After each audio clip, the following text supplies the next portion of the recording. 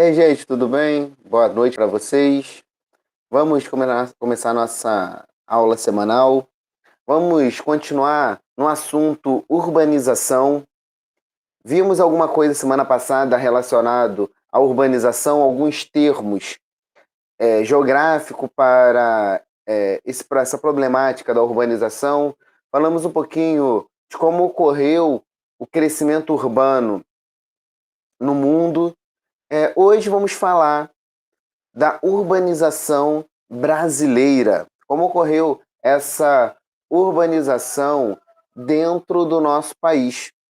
Então vamos começar a espelhar aqui nosso, nossa tela e falar dessa urbanização no nosso país. Você pode dar uma olhada aí, o gráfico diz o seguinte aí, o slide, né? Urbanização brasileira. A urbanização no Brasil se intensificou em 1930 pela efetiva industrialização do país e ampliou-se na década de 1950. O processo acelerado de industrialização somada à forte migração recebida pela região sudeste. Então vamos lá, galera. Começar a falar sobre como ocorreu essa industrialização da década de 1930. O Brasil, até o início do século XX, ele era visto como um país essencialmente rural. As próprias autoridades brasileiras pregavam que o Brasil tinha nascido com espírito agricultor, mostrando essa importância desses produtos do setor primário para a economia brasileira. Ou seja, falavam que industrialização não era para a nossa realidade. Porém, em 1930, ocorreu aí a primeira grande crise do capitalismo, que foi o crash da Bolsa de Nova York, ou a quebra da Bolsa de Nova York. E Estados Unidos, ele sempre foi um dos principais compradores do café brasileiro. Sem esse país, para poder comprar os produtos brasileiros, o café brasileiro, os cafeicultores viram a necessidade de buscar uma nova maneira de ganhar dinheiro. Foi onde começamos uma modesta industrialização na década de 1930. Eram fábricas de macarrões, fábricas de cerâmica, tijolos, cimento, entre outras coisas muito básicas e muito pequenas. Se você colocar na ponta do lápis, economicamente, pouco contribuiu para o PIB brasileiro, essa industrialização de 1930. Porém, temos que destacar que iniciou alguma coisa ali. A nossa industrialização, ela começa, de fato, na década de 1950, nesse pós-Segunda Guerra. As multinacionais estrangeiras, muito fortes, né, e com o objetivo de ampliar o seu mercado consumidor, vê alguns países como potenciais compradores de seu produto. E ainda vê, além de ser um potencial comprador, uma possibilidade de entrar com uma fábrica ali, aonde se pagaria menos para os trabalhadores e no próprio local teríamos a venda desses produtos. O que acontece, galera? Então, é nessa realidade aí, de 1950, né, nesse pós-guerra, e com essas multinacionais, que entra fortemente a industrialização no nosso país. Como eu já falei nas outras aulas aí atrás, essa industrialização já chega no Brasil pronta, muito, muito forte.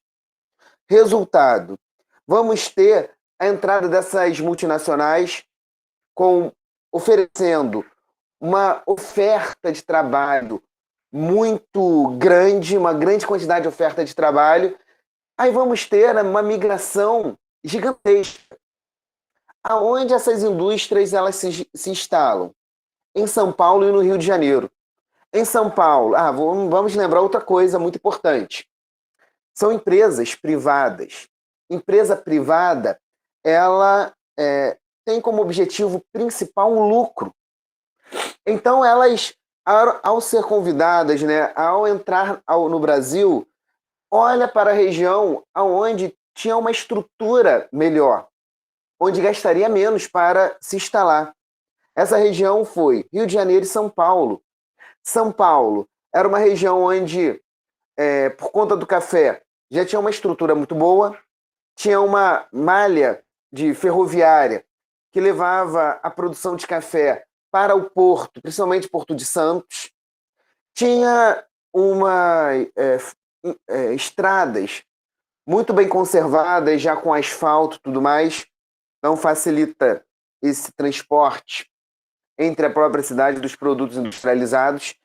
E no Rio de Janeiro, nessa época, vamos lembrar que o Rio de Janeiro era a capital do Brasil. Também já tinha aqui uma agricultura algo forte, já era uma cidade mais estruturada, por ser a capital, ruas asfaltadas, já é uma região próximo do porto, então a produção aqui facilitaria importar produtos ou até mesmo exportar. Então isso, a industrialização brasileira começa, de fato, na década de 50, ofertando nessas multinacionais muito emprego, o que vai ter como consequência uma migração muito forte. As regiões próximas, pessoas querendo trabalho, acabam migrando para essas áreas, onde vamos ter um crescimento urbano descontrolado, sem tempo dessas cidades se estruturarem, ocasionando favelização, que foi até um dos problemas que eu falei da urbanização da aula passada. Então, é assim que se dá a urbanização brasileira, começando aí já com esse mercado pronto, essa receita pronta, vindas de outras regiões através das multinacionais. Esse terceiro gráfico, vamos observar aqui nesse terceiro slide, melhor dizendo, esse gráfico mostrando a mudança no perfil da população brasileira. Pode perceber aqui, vamos ter as décadas, década de 50, década de 60, 70, 80, 90, 2000 e 2010. Essa linha aqui está representando a população urbana e a outra a população rural. Então, na década de 50, ainda a maior parte da população brasileira vivia no campo. Com esse aumento da procura dos trabalhos e tudo mais, a gente vai ter outros fenômenos juntos.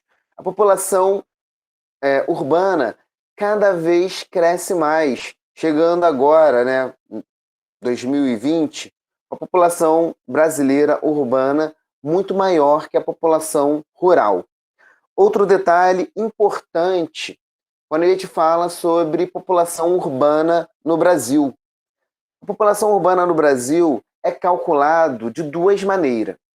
A primeira é considerado uma área urbana, uma região onde majoritariamente vamos ter trabalhos do setor terciário da economia. Vamos lembrar isso aí? Setor terciário, setor de vendas e prestação de serviço.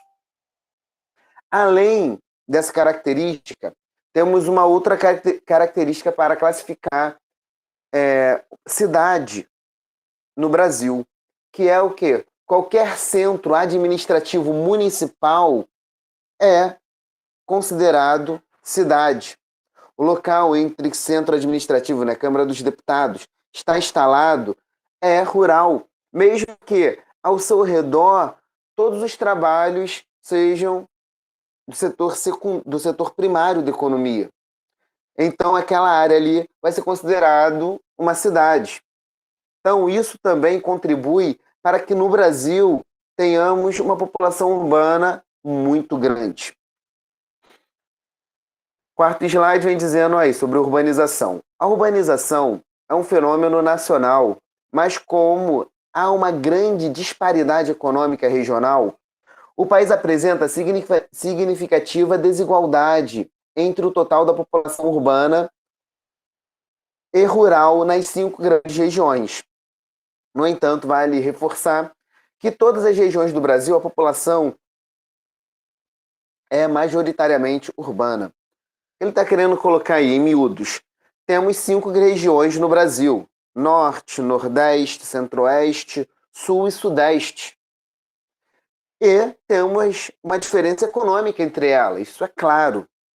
Porém, em todas essas 5 regiões do Brasil, a população urbana é maioria. Não vamos ter nessas regiões uma região com uma população rural maior que a população urbana. Então, em todas as regiões do Brasil, por mais diferenças econômicas apresentes, a população urbana é maior. O segundo ponto aí. É importante destacar que, atualmente, a diferenciação entre os meios urbano e rural é ainda mais complexa, devido ao aumento de atividades ligadas aos setores secundários e terciários no meio rural e ao aumento do número de trabalhadores da área rural ocupados em atividades no meio urbano.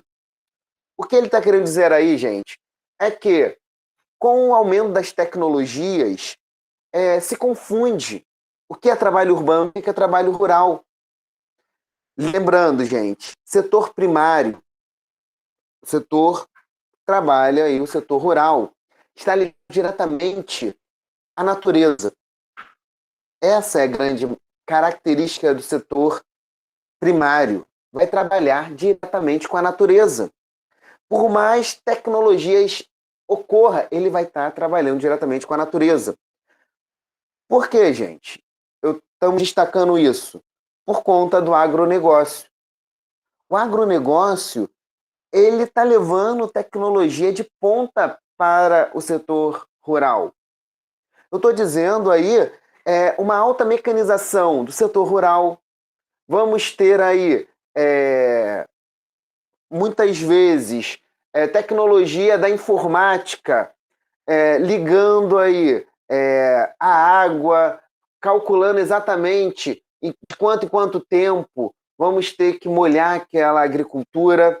Vamos ter tratores extremamente modernos, já onde coleta o fruto e já revira o solo. Então, olha a tecnologia no campo. Gente, o agronegócio é justamente isso. Vamos lembrar que o agronegócio são grandes corporações ligadas muitas vezes ao próprio banco indo para o setor rural. Vamos ter ali especialista para saber que solo é aquele, o que é melhor plantar, como vai ser, vamos aumentar a produtividade dessa área. E muitas vezes as vendas ocorrem a partir do próprio meio rural. Então, o agronegócio, gente, é o que temos de mais moderno no que se diz respeito ao setor rural. Então, o agropop, o agrotech, o agro, agro e assim vai, né? Então, gente, o agronegócio são o que é mais moderno e gera muito lucro. Aquilo que eu falo sempre, os trabalhos não somem. Aquele agricultor lá, sem estudo, que vai revirar o solo na sua enxadinha, realmente, esse vai. A consequência é ele sair dali. Vamos ter tratores fazendo isso, vamos ter computadores, só que vamos ter uma pessoa para controlar esse trator, para consertar esse trator, programar a informática, entre outras coisas, dentro dessa realidade do agronegócio. Lembrando que o agronegócio não atende o mercado interno. O agronegócio, a produção é voltada para o mercado externo, o que é ruim, né? Vamos lembrar o quê? Quanto maior a concorrência, mais barato fica.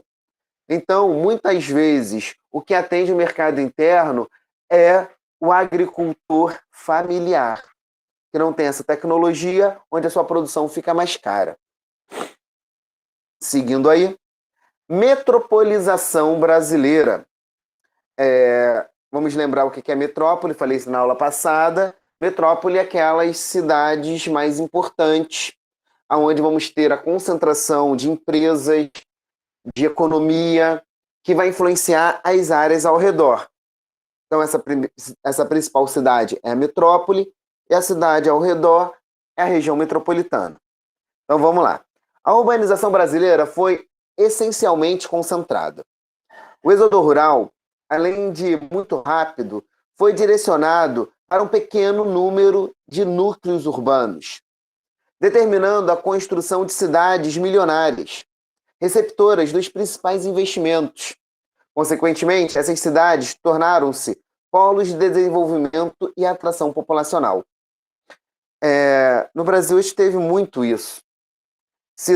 Como é um país pobre, que alguns centros urbanos se destacaram dos demais, esses principais centros urbanos atraiu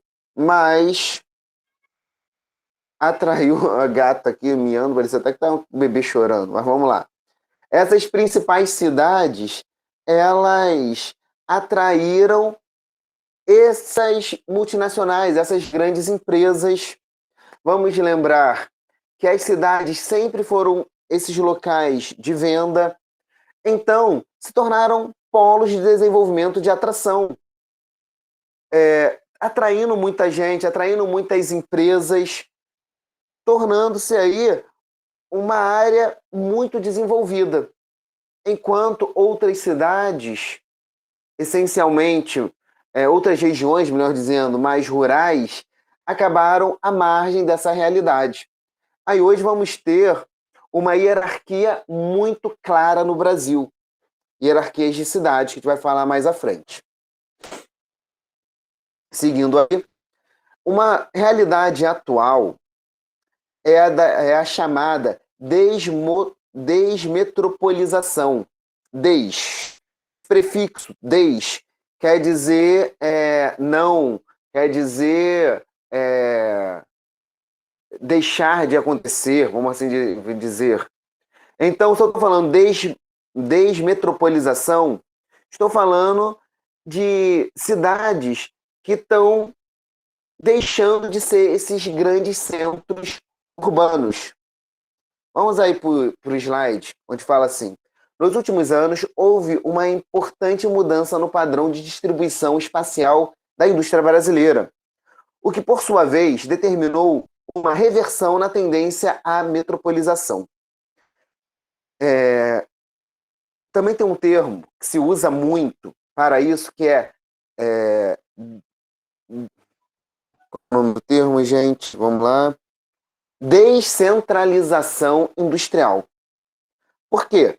Centralização industrial. As cidades que atraíram muitas empresas, descentralização, essas empresas estão saindo desses grandes centros. Por que isso está acontecendo? Por alguns motivos. O primeiro, tecnologias novas. A informática. Os grandes centros sempre atraíram muito por conta da sua dinâmica, da facilidade, está tudo ali. Você lembra que eu falei? Rio de Janeiro e São Paulo eram as principais cidades na década de 50, já era mais estruturada e tal. Então, tanto a informática quanto os meios de transporte mais rápido, não importa se você está no grande centro. Esses meios de transporte fazem tanto a matéria-prima quanto o produto final, né, já industrializado, chegar ao seu destino. Então, é o primeiro motivo, tanto a informática quanto os meios de transporte. Segundo motivo, valorização dos grandes centros. Vamos lembrar que lei de mercado, quanto mais é procurado algo, mais caro fica. Então, os terrenos nos grandes centros se tornaram muito caros. Então, essas empresas que estão surgindo, é, não acham lucro ir para esses grandes centros, pagar tão caro nos terrenos e até mesmo nos impostos cobrados nesses grandes centros, que são impostos muito altos. Então, você diminui isso, diminui gasto na sua empresa. Terceiro motivo, vamos ter aí engarrafamentos. Isso mesmo, gente. Engarrafamentos gera prejuízo para as empresas. Você vai demorar mais para receber um produto, vai demorar mais para você entregar um produto. O frete fica mais caro, porque o camarada que cobra o frete, ele vai ter que pensar no tempo gasto a mais à toa parado no trânsito. Então, o próprio engarrafamento aí dos grandes centros também se tornaram um motivo. E o último motivo é a violência. De fato, os grandes centros, porque foram esses locais de atração de pessoas, de migração, cresceram muito, cresceram também bastante comunidades ao redor, aumentando a violência, aumentando o número de assaltos, de mercadorias e outras coisas, fazendo com que o gasto para a produção se torne mais caro. Então, essa descentralização tem todos esses motivos. E hoje as empresas estão preferindo migrar e estar, né, e surgir nas cidades de médio porte.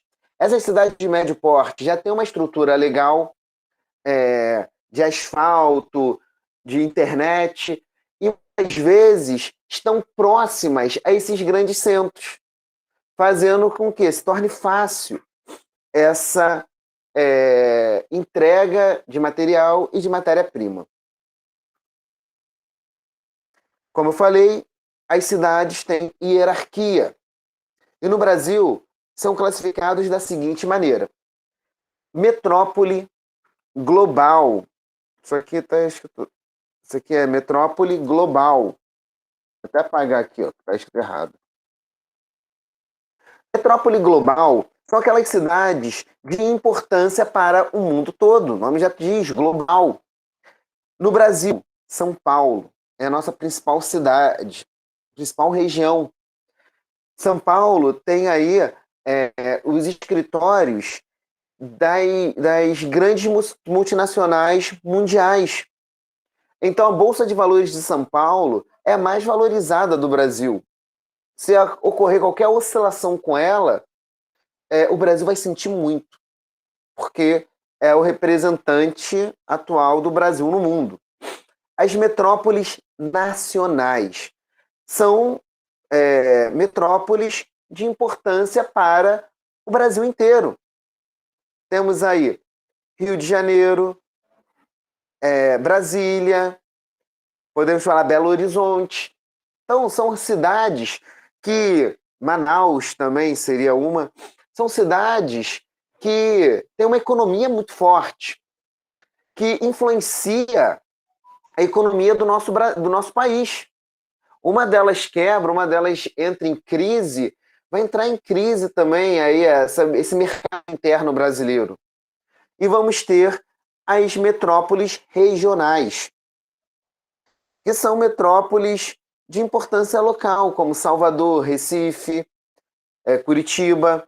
Então, todas essas aí têm sua importância, sim, no âmbito local. Se ela entra em crise, as cidades aí da sua região metropolitana vai sofrer um pouco nessa questão. E, por fim, rede urbana. A disseminação e modernização mais ampla dos sistemas de transporte e de comunicação, junto com a expansão do meio urbano, modificaram a dinâmica dos fluxos materiais, imateriais e demográficos pelo território nacional. Isso tornou a hierarquia mais flexível, uma vez que ampliou as densidades e as possibilidades de troca entre os diferentes níveis hierárquicos, sem, contudo, desconcentrar o comando das principais metrópoles. De acordo com o geógrafo Roberto Lobato Correia, especialista em geografia urbana, chamamos o meio com o qual diferentes regiões têm sua produção, circulação e consumo articulados de rede urbana. Então, gente, a rede urbana nada mais é do que o meio de comunicação e troca entre as cidades. São os meios de transporte e os meios de se comunicar, seja ele pela internet, por telefone, por carta, rádio, entre outros. E essa troca de mercadorias através aí dos trens, rodovias, hidrovias.